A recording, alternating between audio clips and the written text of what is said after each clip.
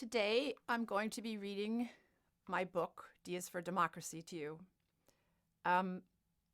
My real purpose in writing the book is that I think the world can use many more kids who feel empowered and who feel passionate about the things they believe in, and who understand that you don't have to be an adult in order to participate in our democracy.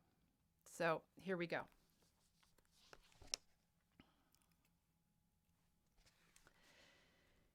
In the early 1900s, Edna Purtell was an outspoken teenager known in her community for being someone not afraid to stand up for what she thought was right. Edna didn't think it was fair that women couldn't vote, and she was willing to do something about it, from printing up pamphlets to marching in demonstrations. In its early days, this social movement to get the vote for women was linked to another civil right, abolition. Many courageous women, among them Elizabeth Cady Stanton, Sojourner Truth, Harriet Tubman, and Susan B. Anthony, worked hard to change the laws. And in 1865, the 13th Amendment made slavery illegal, and in 1920, the 19th Amendment finally gave women the right to vote. The framers of our Constitution understood that as society changed, the Constitution would need to be flexible enough to change along with it. Amendments are changes in the law. The word amend means to make a change or correct an error. The framers made it possible, but not easy, to change the fundamental law of the land. The 19th Amendment was introduced to Congress 118 times, and it took 30 years to pass into law. More than 10,000 amendments have been proposed since 1789, but only 27 have made it into law.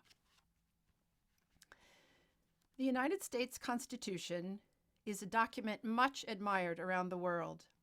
It was written after the War of Independence with England, and it was approved in 1789.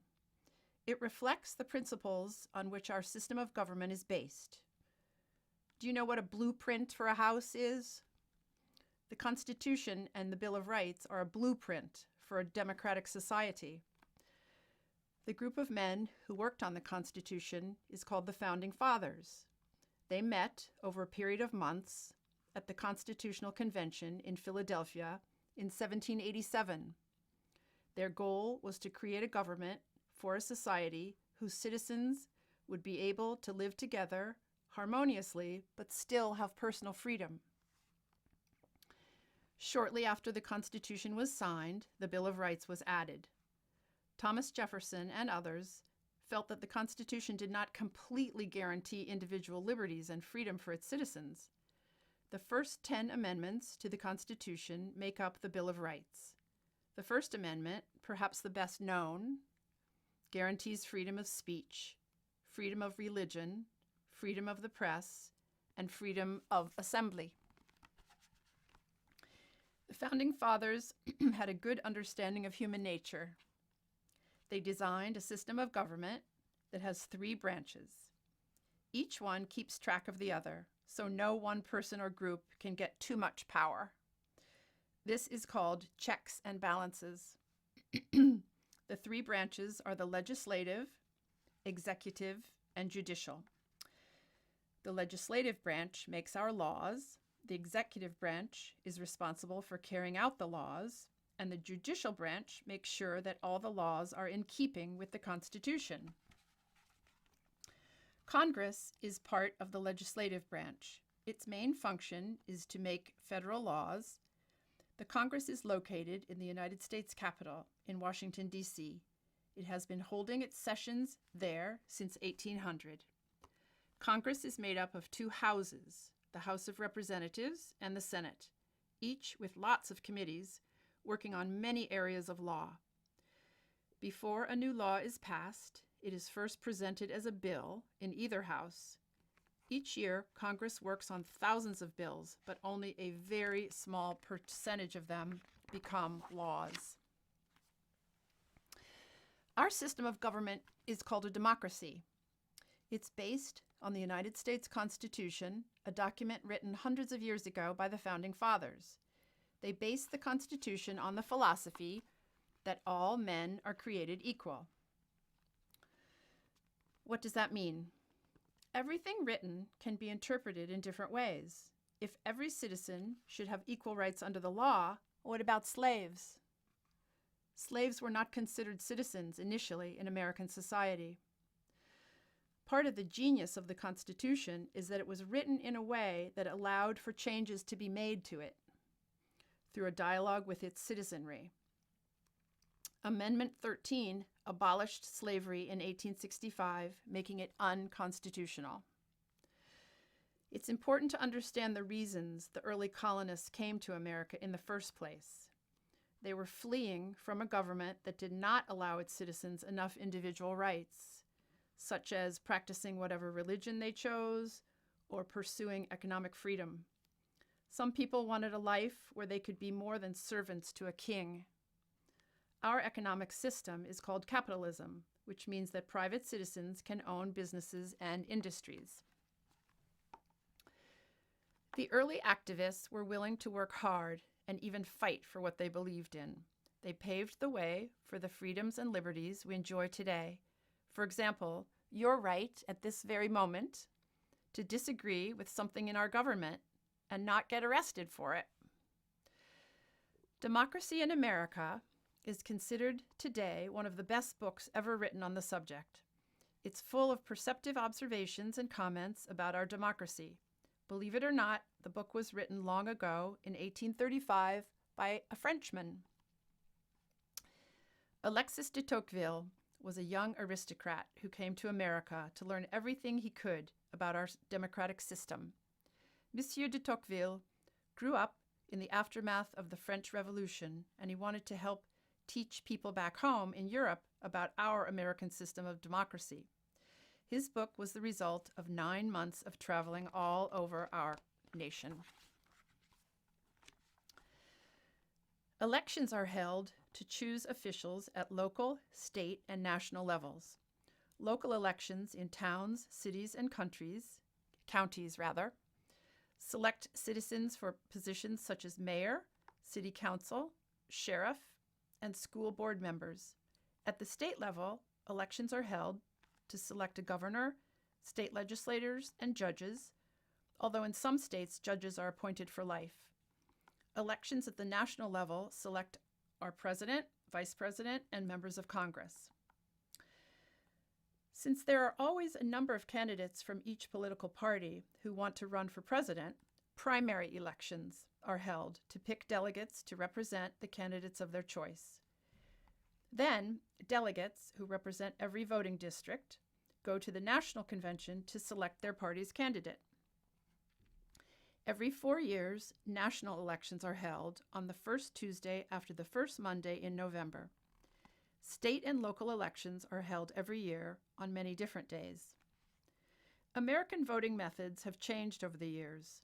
In the early days, vote counts were often taken with people announcing their candidate of choice out loud. Later, voting consisted of endorsing one or another party by putting that party's ticket in a ballot box. It was in the 1890s that voters began choosing candidates from printed ballots.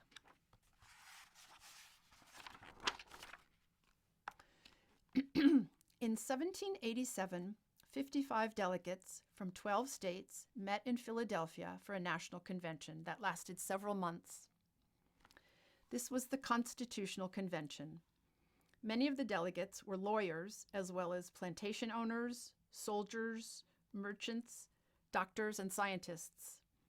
Engaged in long debates and heated disagreements, their purpose was to figure out how to form a government that would best protect the freedoms of every citizen. By the end of the convention, they had drafted the Constitution. The following men played key roles in the development of our democratic government. George Washington was unanimously elected to preside over the Constitutional Convention. Said to be good at resolving disagreements because of his wise and calm manner, Washington went on to serve 2 terms as president. A deep and dazzling thinker, Thomas Jefferson spoke brilliantly on the subject of our independence from England. Aside from minor alterations made by Ben Franklin and John Adams, Jefferson was the author of the Declaration of Independence. He was our third president. Benjamin Franklin had left school at the age of 10 and gone on to study languages, science, and philosophy, and to become an inventor. He signed the Declaration of Independence, helped work on the Constitution, and served overseas as an American diplomat. John Adams was a brilliant revolutionary who spoke beautifully and forcefully in support of the Declaration of Independence, which he helped outline. Adams was our second president. A visionary statesman who wrote persuasive articles on the subject of colonial independence, Alexander Hamilton understood the importance of a strong national government. He played a huge role in forming our domestic and foreign policy. James Madison urged a strong central government, and with a magnificent understanding of government and political philosophy, he had the ability to persuade others. Madison earned the title Master Builder of the Constitution. He was our fourth president. The word democracy comes from the ancient Greek, demos, which means people, and kratos, which means power. This is where democracy first flourished, especially in the city of Athens, where citizens participated directly in lawmaking. Because the majority of people at that time were slaves or non-citizens, the number of citizens enjoying the democratic system was small. It was a limited democracy. The philosophical heart of our democratic system of government rests on a very important idea. It's a simple idea. We, the people, possess political power. Ultimate authority does not come from up above, from a king or a religious figure. The supreme political power rests in the hands of the citizenry, of you and me. Non-democratic societies are not concerned with the idea that citizens should be allowed to participate in government. In a totalitarian system, for example, one person, a dictator, has total authority over the population. There are no checks and balances in this type of government. And in a monarchy, a sovereign, a king or a queen, rules the country.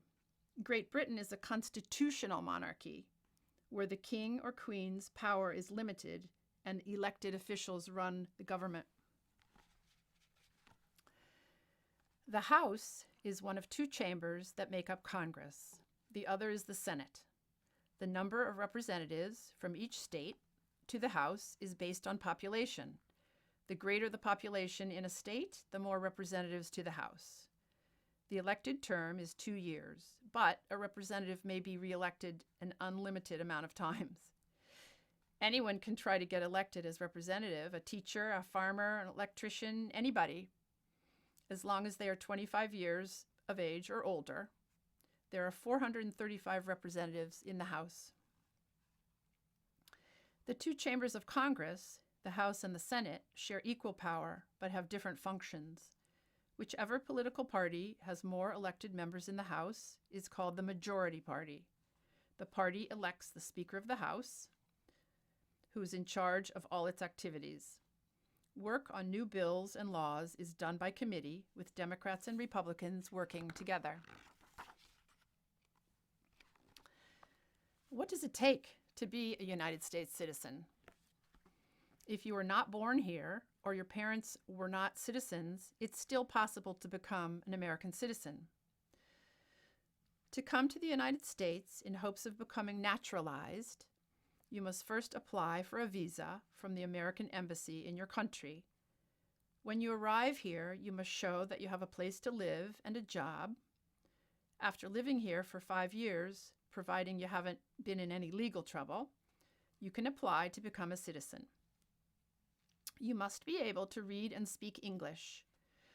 You must pass a test proving that you understand the duties and rights of an American citizen. And finally, you must take an oath, given by a federal judge promising to fulfill the duties of an American citizen. It's called the Oath of Allegiance. The 14th Amendment to the Constitution says, all persons born or naturalized in the United States enjoy all the rights of citizens.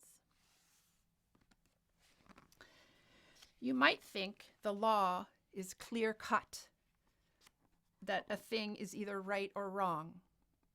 But the law is more complicated than that. Argument and debate over how to interpret the law is very common. The Supreme Court is part of the judicial branch of our federal government, along with the lower federal courts. As the highest court in the land, its task is to study laws to make sure they are in keeping with the ideals of the Constitution. There are 9 Supreme Court justices, 8 associate justices, and 1 Chief Justice who decides which cases the Supreme Court will hear.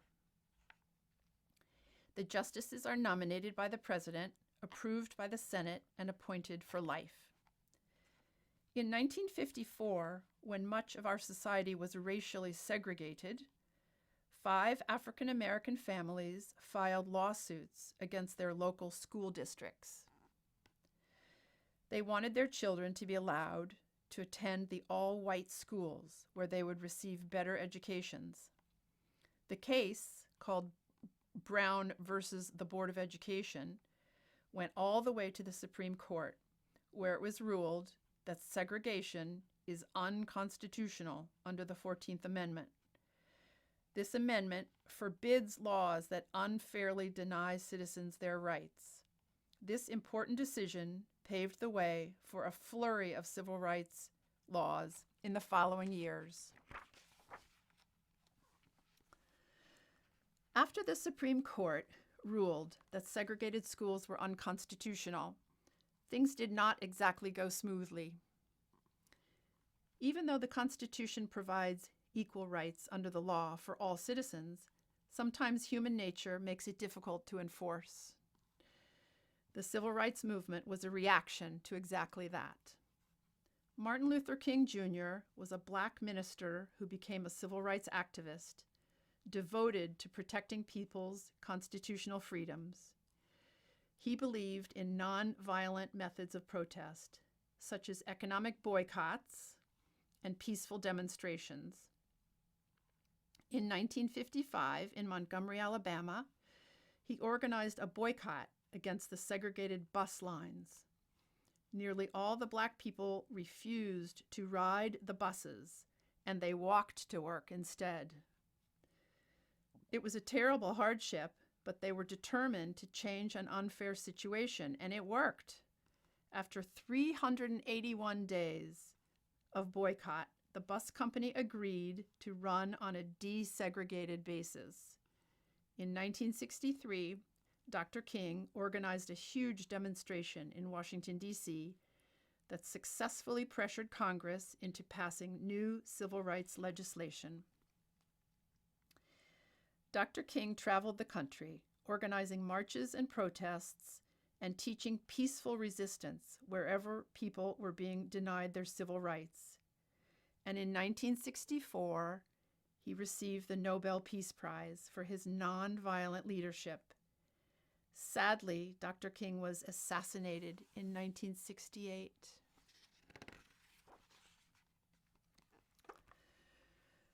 The role of First Lady is a very interesting one. Even though we don't elect our First Lady, it's considered by many to be one of the most powerful positions any woman can hold. This full-time, unpaid job has evolved and changed a lot over the years. After all, there's no real job description for it. Martha Washington was 58 years old when she became First Lady in 1789. A very private person who at first felt shy in her public position, Mrs. Washington made the best of her new role. Her natural grace and style helped set the standard for First Ladies to follow. The early First Ladies focused mainly on their social duties as official hostess. Although this remains an important aspect, Eventually, first ladies began to pursue their own interests. When she was in the White House, Caroline Harrison agreed to raise money for Johns Hopkins University Medical School if it would admit women. Eleanor Roosevelt worked tirelessly to promote civil rights for minorities and to draw attention to unemployment and to poor housing.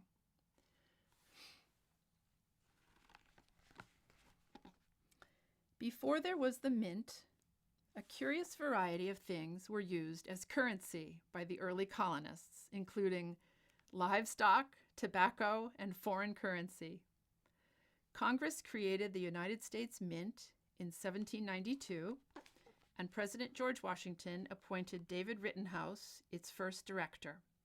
To mint a coin means to stamp it with a design. Also established that year were the Mint Police. Today, the Mint Police are one of the oldest federal law enforcement agencies in the country, responsible for protecting over $100 billion.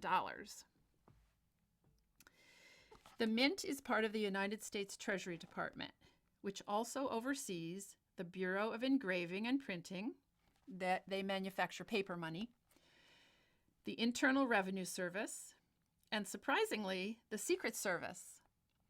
The reason for this is that during the disruption and chaos of the Civil War, some banks began printing their own money. The Treasury Department needed an investigative agency to track down all the thousands of counterfeit claims.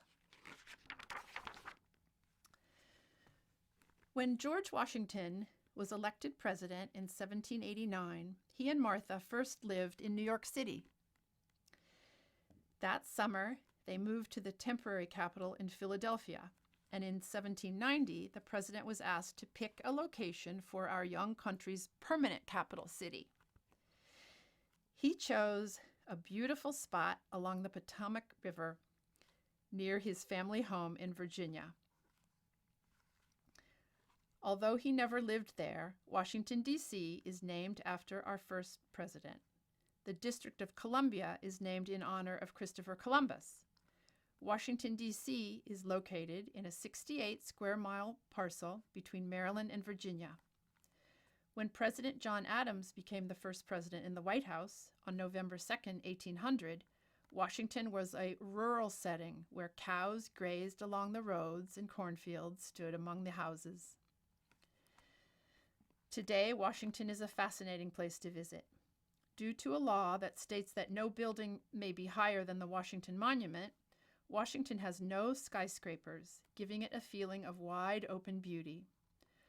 Our capital is scattered with remarkable museums and national monuments of beauty and grace. The most famous natural attraction is the cherry blossoms, on display in the springtime. The cherry trees were a gift from the mayor of Tokyo in 1912. At 12 o'clock noon on January 20th, in the year following a presidential election, the new president is sworn into office at the inauguration ceremony. He takes the oath of office, which is administered by the Chief Justice of the Supreme Court at the United States Capitol building. After he is sworn in, the new president makes an inaugural speech. In President John F. Kennedy's 1961 inaugural speech, he uttered the now famous words, "Ask not what your country can do for you, ask what you can do for your country." All elected and appointed officials, from mayors to presidents, are required to take an oath of office. Your town's Board of Education members, postmaster, and police chief all promised to uphold the law when they took their sworn oaths.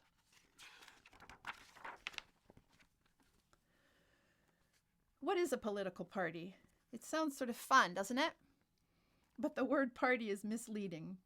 A political party is simply a group of people who generally agree about what kinds of decisions and laws and policies the government should make. In other words, the members of a political party are in basic agreement about the best way to run the country. Their set of ideas is called a platform.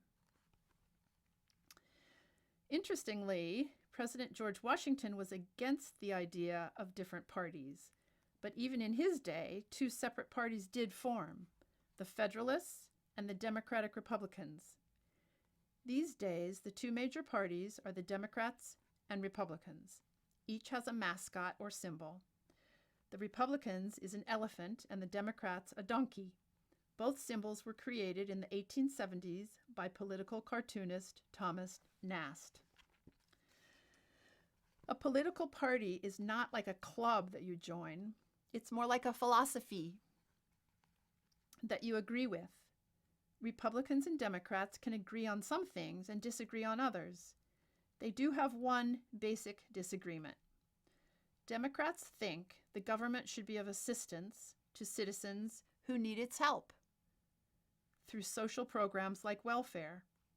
Republicans, who also want to help people, think assistance should not come primarily from the government, but from private companies and individuals who are willing to help. Besides the two main parties, there are several others. The Green Party is committed to environmentalism, nonviolence, social justice, and grassroots organizing. They think big corporations have too much say in government and that common people should have more power in policymaking. The smaller Libertarian Party wants government to have practically no say at all in the private lives of citizens. People calling themselves independents have no party affiliations. Anyone can start his or her own party. What would the philosophy and focus of your party be? The most effective citizens are those who are informed. This means reading newspapers, participating in discussions, and asking questions. After all, ours is the people's government, made for the people, made by the people, and answerable to the people. The First Amendment to the Constitution guarantees the civil liberties we require to have a free and open dialogue with one another and with the elected officials in our government. Freedom of speech is one such liberty. It gives us the authority to express our opinions even when they are in disagreement with the government. Freedom of assembly entitles people to get together and share these opinions as long as they do it peacefully, without causing harm to anyone. In some countries, meetings and organizations are controlled by the government, and people do not have this freedom. We even have a law that helps journalists get information by allowing them access to government records. It's called the Freedom of Information Act. Often, the reason that early colonists came to America was to escape the tyranny of the Church of England. This official established church was the law of the land, and English citizens were expected to obey its rules as well as pay taxes to support it, whether they believed in it or not. When it came time to draft our Bill of Rights, the First Amendment took care to guarantee American citizens religious freedom. Everyone has the constitutional right to practice whatever religion they choose, or none at all. Along with this liberty goes the responsibility to protect the rights of others. It's important to stand up for anyone who is being treated unfairly because of religious practices or beliefs. The 3 R's of religious freedom are rights, every citizen's right to choose their religion; respect, respect others' religious choices; and responsibility, the obligation to protect the religious freedom of everyone.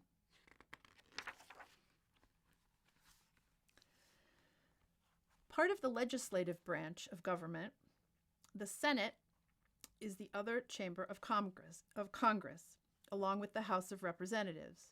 There are 100 senators, 2 from each state, serving 6-year terms. A senator can be reelected an unlimited number of times. Besides meeting and talking with his or her own constituency as much as possible, a senator's main job is to make laws that improve life for citizens. A new law begins life as a bill, which may come from an idea suggested by one of the senator's constituents. The senator takes the bill to a few other senators who will co-sponsor it. The senator next introduces the bill at a Senate session. If there's interest, the bill gets assigned to a subcommittee for review. The senator may ask experts to come and testify on behalf of the bill and may also encourage his constituents to write letters in support of the bill. If the subcommittee votes in favor of the bill, it then passes on to the rest of the Senate committee, where it is either approved or not. If it's approved, it will go before the entire Senate for a vote. If approved by both houses, it finally goes to the president, who has the power to approve or veto the bill. Income tax means that you pay a percentage of the money you earn each year to the government. The government is like a business in the sense that it needs money to operate and pay for things. Some examples of programs and services handled by the government include education, defense, and social services such as Social Security. Taxes are collected to pay the government's operating costs. There are many other kinds of taxes besides income tax. For example, you pay inheritance tax if someone gives you a large gift of money. If you own a house, you pay property tax. Some states have sales tax when you buy things like bikes or clothes, cars or furniture. The Internal Revenue Service is the official agency responsible for making sure everyone pays his fair share of taxes. No one really likes paying taxes, but refusing to do so can land you in jail. The beginnings of the IRS, Internal Revenue Service, go back to the Civil War. In 1862, President Lincoln and Congress enacted an income tax to pay war expenses. The tax was repealed 10 years later. In 1913, the 16th Amendment was passed, authorizing income tax permanently. Uncle Sam is a political cartoon character that has personified the United States since the 1800s, when Thomas Nast and other political cartoonists began to draw him. Uncle Sam is more than a patriotic figure made famous in wartime recruiting posters. He's an important emblem in the dialogue between citizenry and government.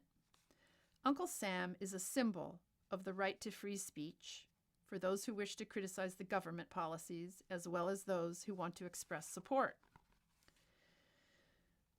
When many citizens were protesting strongly against the Vietnam War in the 1960s, a new amendment emerged from the tumult and unrest. The 26th Amendment lowered the voting age from 21 to 18, which was the same age at which people could be drafted into the army. Think about the word patriot. It's interesting to contemplate the idea that the citizens who use their First Amendment rights to exercise an open dialogue with our government by expressing their views against a war are being patriotic. Citizenry is like the fourth branch of government because of the important dialogue we the people have through our elected officials.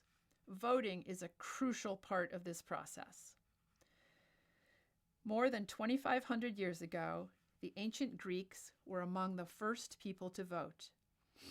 They usually voted by raising their hands, but later the Romans started using secret ballots. Privacy in voting is a right we still safeguard today. American-born and naturalized citizens can vote in this country, but you must fill out a voter registration form first. It includes things like your name and address, and even though some states ask about which political party you belong to, you don't have to say. You can register as an independent.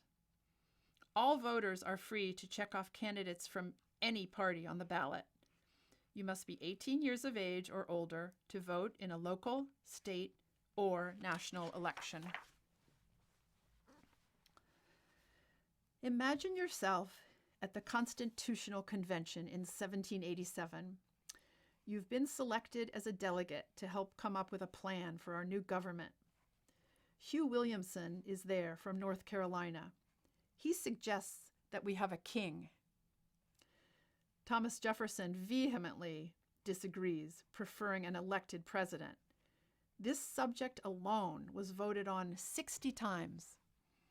George Washington ran unopposed as our first president. This gives you an idea of how our democratic system of government, where the Constitution guarantees every citizen's civil liberties, did not happen spontaneously. The Founding Fathers worked long and hard to hammer out a design for our government. The president is the head of our democracy, in charge of the executive branch of the federal government. To be elected president, you must be at least 35 years old, an American-born citizen, and have lived in the United States for the last 14 years. The elected term is 4 years long. The president's yearly salary started at $25,000 and has been raised periodically over the years.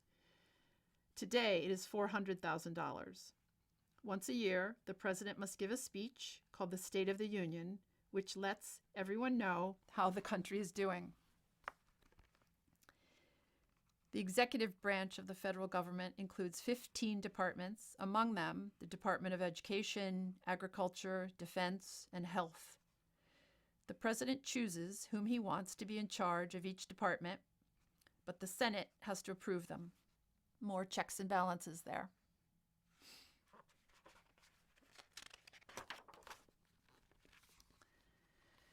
When the early colonists came to America in search of more economic and religious freedom, they had a bumpy road ahead. The King of England was reluctant to grant them free trade. He didn't want to lose all that business. When the king tried to corner the market on tea, the colonists protested by dumping 3 English cargo ships full of tea into the Boston Harbor. This was known as the Boston Tea Party. The First Continental Congress was held at Carpenter's Hall in Philadelphia in 1774. It was a meeting among 56 delegates from the 13 colonies to find a way to still stay under English rule but create a situation of economic independence. They wanted to find a compromise position with the king. Only a handful of radicals proposed breaking away from England at that time. The result of the meeting was to create an association to boycott English products. In 1988, Corey Johnson, a 9-year-old girl from Arizona, started a group called Children for a Safe Environment. Corey's sister Amy had died a few months earlier after a lifetime of being sick. Their mother had unknowingly drunk well water that was contaminated by industrial cleaners during her pregnancy with Amy, and that was the cause of her death. Corey has been organizing people to keep polluters out of poor neighborhoods ever since. She speaks all over the country.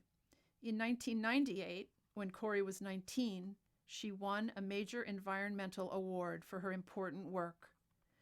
Children for a Safe Environment is an example of a grassroots movement. This is when an individual or group of ordinary citizens initiates a change in the way things work, sometimes even a change in the law, and anybody can start such a movement. Indeed, the United States is regarded all over the world for its grassroots spirit. Zeitgeist is a German word translating as time spirit, meaning the feeling or spirit of a certain period of time. When we talk about the zeitgeist of the early days of America, think about the remarkable people of the time and the dramatic adventure on which they were embarking. History does not often see such a brilliant, forward-thinking group of minds. You've read about some of the founding fathers who worked long and hard to forge American democracy. But the spirit of the time was embodied by women as well. Abigail Adams was the wife of our second president, John Adams, and the mother of our sixth president, John Quincy Adams. Mrs. Adams was one of the most influential first ladies. She was a loud advocate for education for women, and she fiercely opposed slavery. Deborah Sampson disguised herself as a man so she could join the Massachusetts Army, where she fought bravely alongside other soldiers in the Revolutionary War. Mary Hayes Macaulay and Margaret Corbin distinguished themselves by their remarkable bravery during that war as well, when they joined their husbands on the battlefield and helped win our country's fight for independence. I hope you enjoyed the book.